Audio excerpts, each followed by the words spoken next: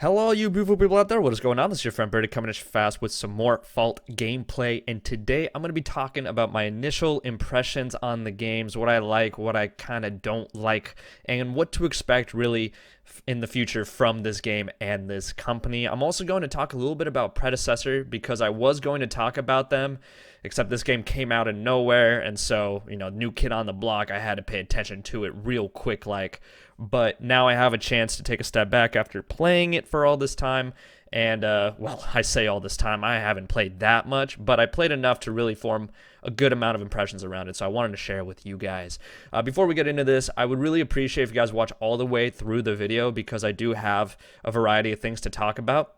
And also make sure you guys hit that like button and subscribe. Hit the notification bell if you have not already. Without further ado, let's get into this video. So, first and foremost, the guys over at Fault, they're really, really chill. They're awesome dudes, okay? And they work their asses off. Anytime we have bugs, anytime we have feedback after the testing sessions, by the time the next one rolls around, they have patched pretty much every single thing.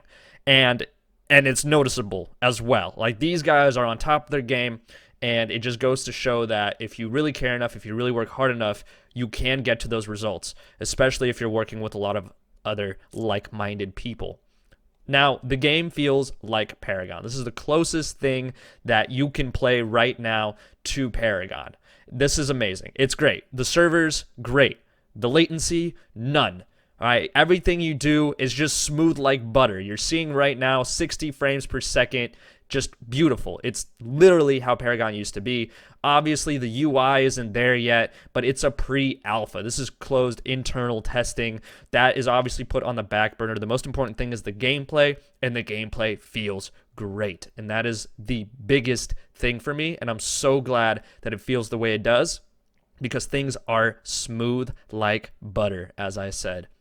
Now, nostalgia, of course, kicked in a bit, which is why I didn't want to make a video right away. So I wanted to watch more gameplay, play a bit more, and yeah, for sure, it's still there. The quality is still there, even once the initial nostalgia kind of wears off, and it feels great. It feels great. The abilities are very, very similar. Most of them are the same. There are some slight kit differences or kit reversions. For example, Murdoch's kit went back more towards the original Legacy type of Murdoch, where he had his shield pushback and he had his landmine, which I really like that kit more anyway than the boring old like 3 passives or 2 passives in the Monolith V42 Murdoch kit. So that was great.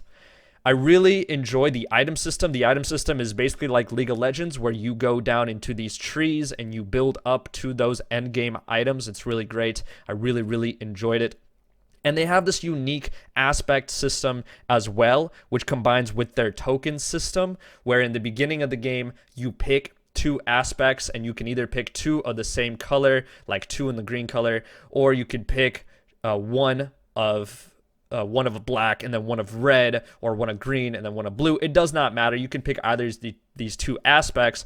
And when you pick into these aspects, you have these legendary items that share the same color as these aspects. And so if you go into these aspects and you have the same color legendary items, you can scale better in the late game with things called tokens. And you get tokens by a variety of means. You can get them just by farming a lot. You can get them by killing raptors, by killing Orb Prime.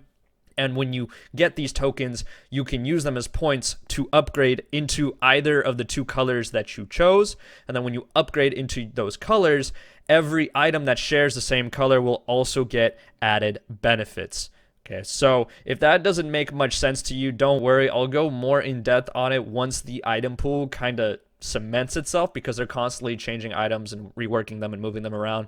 But that's more balance anyway, so you guys will get more information about that later. If that does not make sense, I'm pretty sure Sylphin did a really good video about items, so you can go ahead and check him out because he's back to making YouTube videos again. All the old Paragon people are back to making YouTube videos. It's great, man. It's great. It feels great. The map is a really good mix between Monolith and Legacy. So the jungle reminds me a lot of Monolith, but the length of the map is way more like Legacy. It's not as small. It's spread out more. There are boots in the game, so you can move faster if you purchase boots. Some people like that. Some people don't.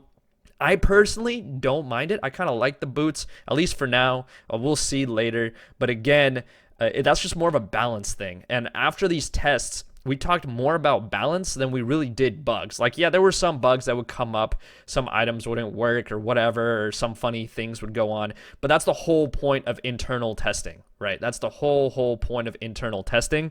And there weren't that many issues. Like, there were no game-breaking bugs at all. There were little things, sure, but they did a pretty good job of going into internal testing, which is not even set for complete gameplay yet. So that's what really impressed me as well.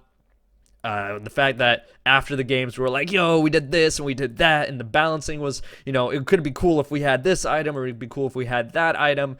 But when it came to bugs, it wasn't really a thing. The abilities worked, the backing worked, the auto attacks landed, the targeting system worked. So honestly, pretty good. There were some things that didn't feel quite right. Just, it didn't feel the same as Paragon. For example, Chimera's ultimate was a little trickier to lock on and land. Sometimes if you would click a button too fast, it would cancel. Or like if you would spam your auto attack button, you wouldn't be able to auto attack. Or here's one, if you were holding your auto attack button and then you used an ability and then you tried to continue holding your auto attacks, they would stop. So you would have to manually re-input. So just little things like that can easily be worked around. Just things that I was not used to, that my muscle memory was. So I have to be honest with these first impressions. I'm not just going to be 100% positive, but that is not that big of a negative, to be honest. And there are not that many negatives, like I said. For, when you're talking about it being internal testing, pre-alpha, the state that it's currently in, it is truly incredible. It is amazing what they have been able to do. And I am not saying that just to kiss ass. I am saying that because that is exactly how I feel. And I am speaking for a lot of people as well. I'm basically echoing what a lot of the other testers have said as well. The game feels great. Yeah, there are some little bugs, but for the most part, we're just talking about balancing. And that was great. I mean, there was a testing session that lasted for like 8 hours. 8 hours. Like you were playing the real game. Which, obviously that's a great sign. So I'm very excited about this. I'm very excited for the future of Fault. But I also want to talk about Predecessor real quick. So just because, we're seeing Fault gameplay here and they're showing it to the public, it doesn't mean that the other companies are now completely irrelevant. And I just want to bring this up because some people have come into my Twitch chat and started asking me, oh, does that mean that Predecessor lost? Stuff like that. What I can say is that Predecessor has been doing internal testing as well, and I can't speak specifically on the details, but what I can say is that they are still in the discussion. They should not be removed from the discussion, so do not forget about Predecessor, okay? The fact that they have not revealed anything is not because they're not ready to reveal anything, it's just that they feel like they can get a little more polish out there before they do show something. So please be patient, don't count other companies out. Also, if you want to be fair in mind, you shouldn't count Core out either. I mean, they have been quiet, but who knows? Maybe they'll just come out of nowhere, kind of like Fault did, and kind of how Strange Matter Studios handled it, and then they'll just have something playable that might be like this or might be even better. Who knows? So right now, this is what we see. If you're going by the old moniker, I'll see it or I'll believe it when I see it.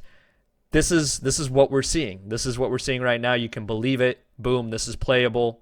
You can get kills. You can get XP. You can level up. You can fight Twin Blasts and Quongs and Muriels as a Chimera and a Clown skin. You can do anything you want that you can in Paragon back in this game as they move along and put more stuff in it. These guys do have a roadmap. Again, I'll link all their socials down in the description below in case you have been missing it. I also have some other Fault videos that you guys should check out, including an hour of Severog gameplay, no commentary, no nothing, so you guys can get a good feel for the game as it is in its current state right now. And yeah, I'm just really excited. I wanted to share my initial impressions. I really didn't see anything negative that stood out to me so much that I was like, oh my gosh, this needs to be fixed. Unless we're talking about balance. I mean, there are some really funny things you can do. You can go full tank Chimera and survive hella long in a fight, but those are balance things that aren't really important right now. The fact that the game works, the fact that we can play it, the fact that servers work, the fact that items work, all these things are the most important part. And I'm just really glad that everything works the way it should, at least at this state of the game and internal testing. This makes me excited to see what they can do when the full game launches. Anyway, guys, thank you so much for watching. If you enjoyed, please drop a like, comment, subscribe, all that good stuff. And as always, make sure you have a wonderful day. Peace.